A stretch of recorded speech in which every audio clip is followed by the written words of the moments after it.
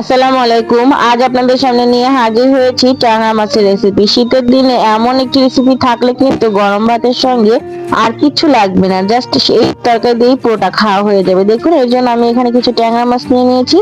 আর ট্যাংরা মাছটা কিন্তু আমি কেটে ধুয়ে প্রথমে পরিষ্কার করে নিয়েছি। আর ট্যাংরা মাছের সাইজটা কিন্তু মিডিয়াম ছিল। এর জন্য কিছু মশলা আমি এখানে তৈরি করে নিয়েছি এখানে রসুন, জিরা, আদা আর পেঁয়াজ। আমি সঙ্গে কিছু কাঁচামরিচও নিয়ে নিয়েছি। আমি আমার এখানে পরিমাণ মতো নিয়েছি, আপনারা আপনাদের পরিমাণ অনুযায়ী এটা নিতে পারেন। মশলাটা কিন্তু আমি শিলপাটাতেই বেটে নিচ্ছি। আপনারা কিন্তু চাইলে এটা ব্লেন্ডারের জারেও করে নিতে পারেন, কোনো সমস্যা নেই। আর যদি শিলপাটায় করা হয় তাহলে কিন্তু রান্নার টেস্টটা অনেকাংশে বেড়ে যায়। শিলপাটায় যে কোনো কিছু মশলা অথবা ভর্তা এটা করলে কিন্তু খেতে অনেক ভালো লাগে। দেখুন, মশলাটা কিন্তু কথা কথা আমার বাটা হয়ে গেছে। এখন এই পেস্টটা আমি তুলে সরাসরি রান্নায় চলে যাব। আর দেখুন, এখানে যে মাছটা আমি রেখেছিলাম, আমি সরাসরি যে মশলাটা পেস্ট করেছি ওইটাই দিয়ে দিচ্ছি। এখন দিয়ে দেবো কিছু শুকনো উপকরণ, দিয়ে দেবো স্বাদ অনুযায়ী লবণ। লবণটা আপনারা আপনাদের টেস্ট অনুযায়ী দিয়ে দিতে পারবেন। 1 চামচ হলুদের গুঁড়া, 1 চামচ ধনিয়া গুঁড়া, আর আমি এখানে 1 চামচের মতো লাল মরিচের গুঁড়া দিয়ে দিয়েছি। মরিচটা একটু কম করে দিয়েছি, যেহেতু আমি কাঁচা মরিচ এখানে পেস্ট করে দিয়েছি, যার কারণে শুকনো মরিচটা একটু কম করে দিলাম। 2টা টমেটো। টমেটোগুলো আমি খালি করে রেখেছিলাম। দিয়ে দেবো সাদা তেল। আমি এখানে রান্নাটা সাদা তেলে করব। আপনারা চাইলে কিন্তু এখানে সরিষার তেলেও করতে পারেন। শীতের দিনে ট্যাংরা মাছের তরকারি খেতে কিন্তু খুবই ভালো লাগে। যেহেতু ট্যাংরা মাছের শরীরে কিন্তু শীতের দিনে প্রচুর পরিমাণে তেল হয়, এর জন্য কিন্তু খেতে আর বেশি ভালো লাগে। দেখুন, আমি কিন্তু এখানে মাছটাকে হাতের সাহায্যে খুব ভালো করে মেখে নিব। এমন ভাবে মাখতে হবে যাতে এই মাখার ক্ষেত্রে দেখা যায় যে তরকারিটা হয়ে গেছে। যখন এটা মেখে রাখবেন তখন কিন্তু এমন একটা লুক আসবে যে রান্নাটা এখনই হয়ে গেছে। ঠিক এইভাবে কিন্তু আপনাকে মনোযোগের সঙ্গে এটাকে মাখাতে হবে। মাখানোটা যত বেশি ভালো হবে, রান্নাটা কিন্তু আপনার তত বেশি ভালো হবে। দেখুন, এখন পরিমাণ মতো পানি দিয়ে দিলাম। আর প্রথমে যেহেতু টমেটো দিয়েছিলাম, আর এখন দিয়ে দিলাম কিছু সিম আর আলু। আমি কিন্তু এখানে সিম আলু দিয়ে সবজিটা দিয়ে রান্না করছি। আপনারা চাইলে কিন্তু শুধুমাত্র টমেটো দিয়েও মাছটা ভুনা করে খেতে পারবেন, সেক্ষেত্রে কিন্তু খেতে অনেক ভালো লাগে।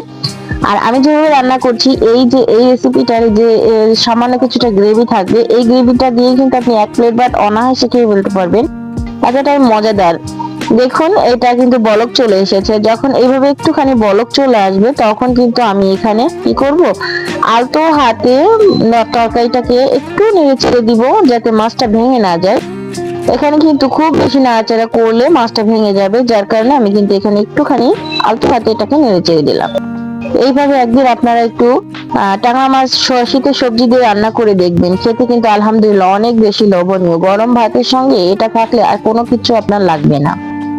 দেখুন, 5 মিনিট পরে আবারও ফিরে এসেছি। আমার কিন্তু এই পর্যায়ে চুলার আঁচটা হাই হিটে আছে। আমি প্রথম থেকেই কিন্তু হাই হিটে রান্না করছি। এখন দেখুন, আবারও একটু কড়াই ধরে আমি যে 2 পাশ ধরে একটু নেড়ে দিয়েছি।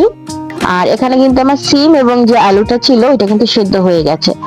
যখন সিম এবং আলুটা সেদ্ধ হয়ে যাবে তখন এখানে আমি দিয়ে দেবো কিছু ফ্রেশ ধনিয়া পাতা। শীতের দিনে তরকারিতে ধনিয়া পাতা থাকবে না এমনটা তো হতেই পারে না। শীতের দিনে ধনিয়া পাতা দিলে কিন্তু তরকারিতে খুব সুন্দর ফ্রেশনেস একটা ফ্লেভার বের হয়। এটা কিন্তু খেতে খুবই ভালো লাগে এবং সুন্দর একটা ফ্লেভারের জন্য আরো বেশি মজাদার হয়ে যায় এই তরকারিটা। এই যে যে গ্রেভিটা দেখছেন, এটা দিয়ে কিন্তু আপনি অনায়াসে প্লেট ভাত শেষ করে ফেলতে পারবেন। আমি প্রথমেই বলেছি এই গ্রেভিটা এতটা মজা হয় যে এটা যে না খাবে সে কিন্তু বুঝতে পারবে না যে এই গ্রেভিটার মজাটা ঠিক ঠিক কতটা। ধনিয়া পাতাটা দিয়ে আমি আবার ঢাকনা দিয়ে ঢেকে এটাকে 5 মিনিটের মতো রান্না করব। এই 5 মিনিটের ভিতরে কিন্তু দেখুন আমার তরকারিটা হয়ে গেছে। এখন আমি লবণটা টেস্ট করে নিয়েছি আর এখন চুলাটা অফ করে দিব। চুলাটা অফ করার পরে আমি এখানে দেখুন আপনাদের দেখিয়ে দিচ্ছি, কাছ থেকে দেখিয়ে দিলাম তরকারিটা দেখতে ঠিক কতটা লোভনীয় হয়েছে। উপর থেকে কিন্তু পুরোটা তেল ভেসে উঠেছে। এইভাবে যদি গরম ভাতের সাথে তরকারিটা আপনি সার্ভ করেন, খেতে কিন্তু আলহামদুলিল্লাহ অনেক অনেক বেশি মজাদার। এইভাবে আপনারা একদিন বাসায় তৈরি করে দেখবেন। আশা করি আপনাদের কাছে ভালো লেগেছে। ভালো লাগলে অবশ্যই লাইক কমেন্ট শেয়ার করে আমার চ্যানেলের সঙ্গেই থাকবেন। সবাই ভালো থাকবেন, সুস্থ থাকবেন। আসসালামু আলাইকুম।